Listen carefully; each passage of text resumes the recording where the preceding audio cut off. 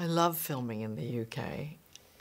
Usually, when I've done it, I've lived right in London, but this time I lived near Richmond Park, and I went walking in there almost every day, never taking the same track. And to me, it's a miracle that in a huge cosmopolitan city there can be this incredible wilderness, encountering some very scary, large reindeer, or whatever they are. Henry VIII's food source, I guess. They're the descendants of. Same. And God, I just loved it. And it helped to walk up that great big hill for my lung capacity to do all the work I needed to do. It was great. It feels astonishing.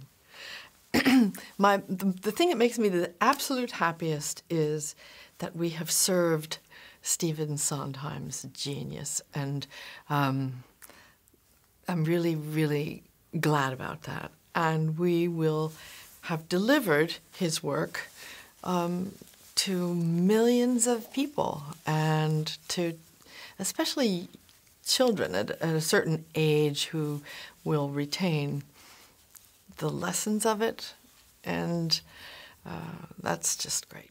I saw Mary Martin in Peter Pan, and that was pretty amazing. My mother used to take us, I have two younger brothers, and one day a year she'd say, "This is your day. You don't have to go to school. We're going to go into New York City and see a show."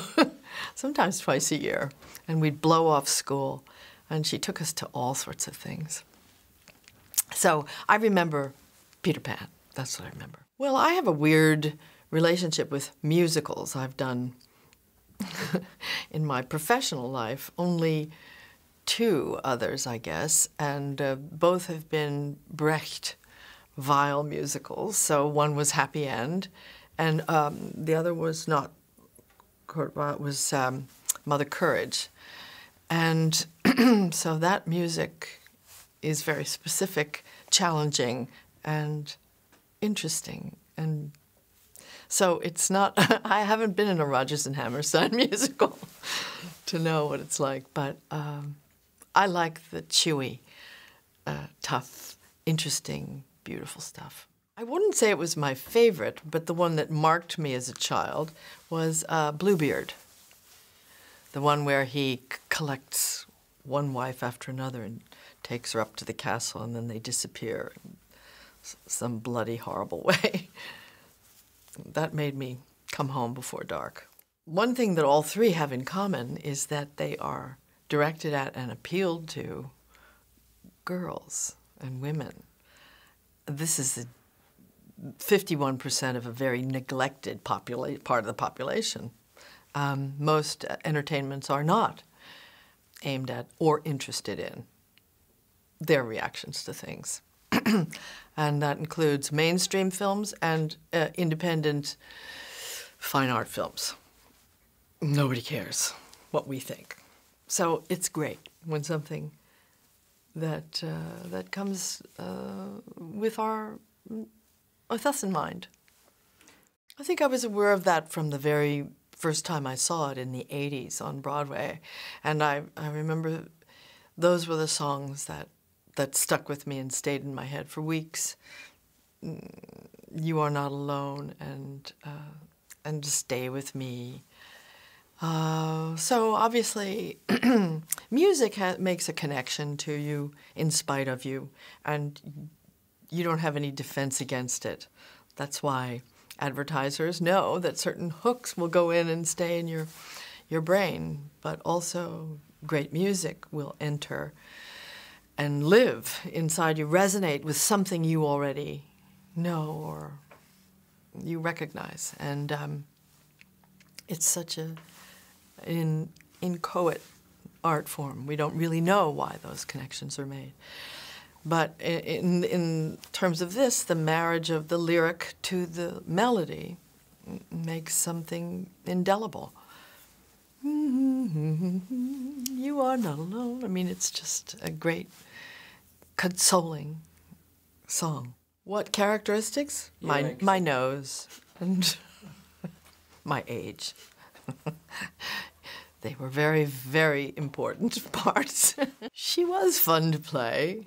And it was not effortless, I have to say. You know, sometimes you feel guilty for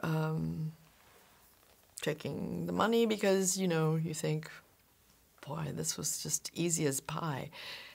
But this was, to find the right tone was something that Rob was very aware of. And to make this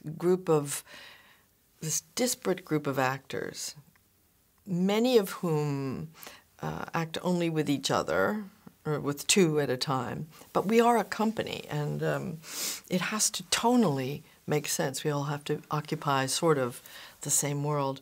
So that was tricky with The Witch. The Witch is passionate, wrong, evil, and sort of right about everything and good. So that was, it was a challenge and a thrill. Well, I think we all have to get on our knees to Chris Pine, which he would like.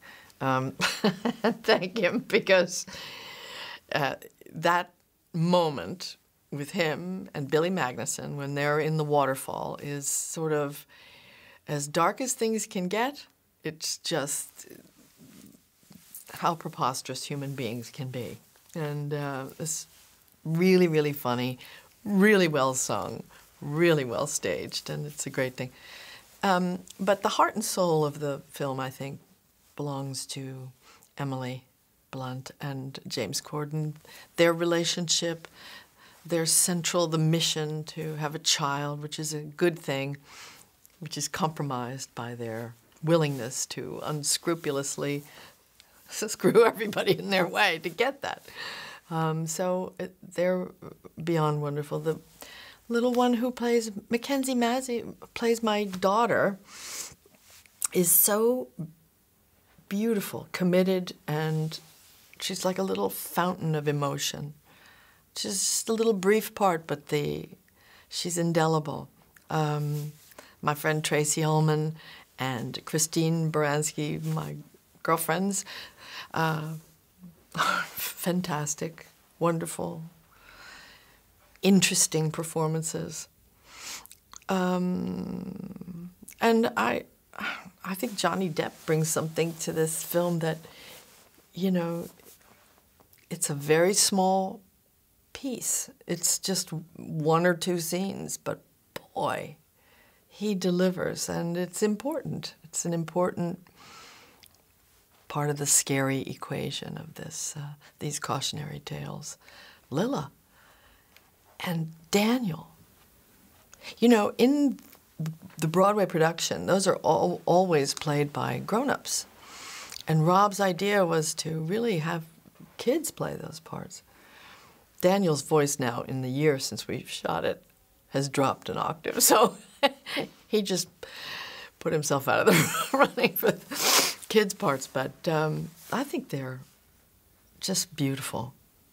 When he jumps up in that tree and says, "There are giants in the sky," it just, the whole movie starts, you know? And she's amazing, little Lila. So we're lucky. We had a good cast. Ladies and gentlemen, you're watching Hey You Guys! Hey You Guys, huh? Hey You Guys. Is that from the Goonies? It is indeed, yes. Nice. Hey